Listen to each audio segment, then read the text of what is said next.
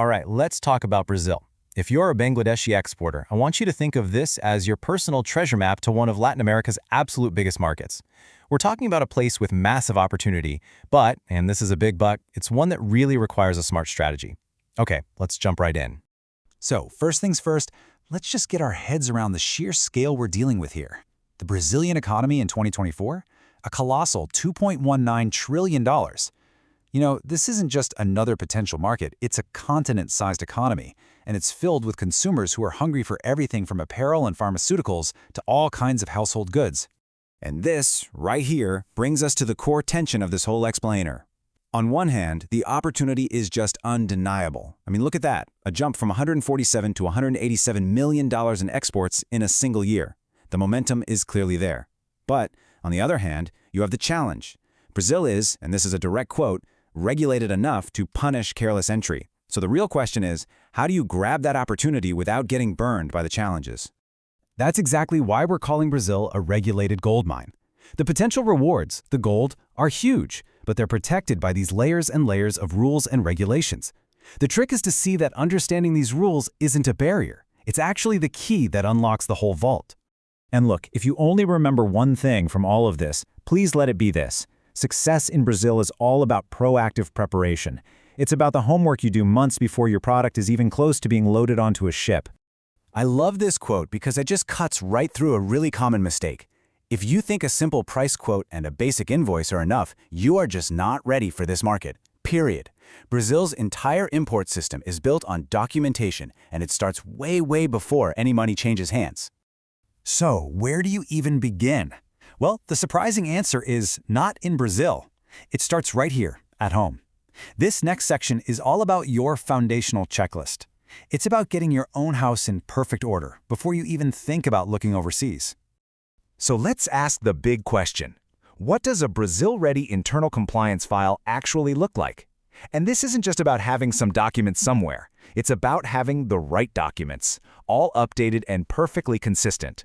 And here you go. Think of this list as your exporter's toolkit. A valid trade license, squeaky clean tax and VAT records, your ERC, your memberships, that bank solvency certificate, all of it. Honestly, when a Brazilian buyer or a regulator asks a question, having this file ready to go makes you look professional and reliable, not like you're scrambling to find things. Let's just double-click on that ERC for a second. This is the absolute bedrock. It is your legal license to operate as an exporter from Bangladesh. Without a valid current ERC, any plan to export to a market as tightly regulated as Brazil is, well, it's just a non-starter. It's step zero. Okay, so now that our foundation here in Bangladesh is solid, it's time to turn our attention to Brazil itself. We've got to decode their specific entry rules, and trust me, this requires a completely different way of thinking. And the master key to unlocking all of this? It's this thing called the NCM code. Now, this is not just some random customs number. Getting this code right is a huge strategic decision. The NCM code that you and your importer agree on will literally dictate everything that happens next. The taxes you'll pay, the licenses you're going to need, and even the inspections your shipment will face. This quote just illustrates the point perfectly.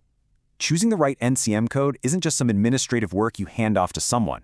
It is the absolute foundation of your entire market entry strategy. If you get this wrong, the whole structure can come tumbling down. So how do all these moving parts fit together? Well, you can think of it as these 4 layers of alignment. Step 1, you, the exporter, have to be legally ready. Step 2, your product itself has to meet all of Brazil's rules. Step 3, your partner in Brazil, the importer, must be legally able to bring your stuff in. And finally, step 4, all your documents have to be perfectly aligned. If even one of these layers is weak, you're risking delays, rejections, or some really costly fines. Now here's a crucial thing to understand. Brazil does not have a one-size-fits-all approach. A t-shirt is not a pharmaceutical, and a bicycle is not a shrimp. What this means is you can't have some generic strategy, you need a very specific playbook for your exact product. And this chart just shows you how different those playbooks can be. For pharmaceuticals, you're dealing with a regulator called Anvisa, and you need a GMP certificate. For fish, it's MAPA, and you need a health certificate from FIQC right here in Bangladesh. For garments, it's all about accurate labeling in Portuguese. And for electronics, you might need a conformity check from an agency called Inmetro. See, every sector has its own unique path. So, feeling a little overwhelmed? Yeah, that is completely understandable. This level of complexity is exactly why you shouldn't have to navigate it all alone. In a market like this, what you really need is a guide. This quote just perfectly captures the core problem. A lot of the time, it's not the product that's the issue, it's the knowledge gap. Not knowing the right people or the right codes or the right rules, that's what causes so many promising ventures to fail before they even get started. And that is exactly the gap that the Brazil-Bangladesh Chamber of Commerce and Industry, the BBCII, is designed to fill. They don't just connect you with people. They help you interpret the rules, they guide you toward that structured prep we've been talking about, and maybe most importantly, they help you find a capable, reliable local partner in Brazil, which, as we've seen, is just absolutely critical. So the big takeaway here is you have to change your mindset. Don't look at an organization like this as a cost or an expense. It's a strategic investment. It's an investment in the market intelligence, the credibility, and the contacts you need to actually succeed in a complex but hugely rewarding market like Brazil. And that leaves us with one final crucial question you really need to ask yourself. Is your business just prepared to sell something, to sign an invoice and hope for the best? Or are you truly prepared to ship, to navigate the regulations, and to build a sustainable, long-term business in Brazil? Because the answer to that question, well, that's what will determine your success.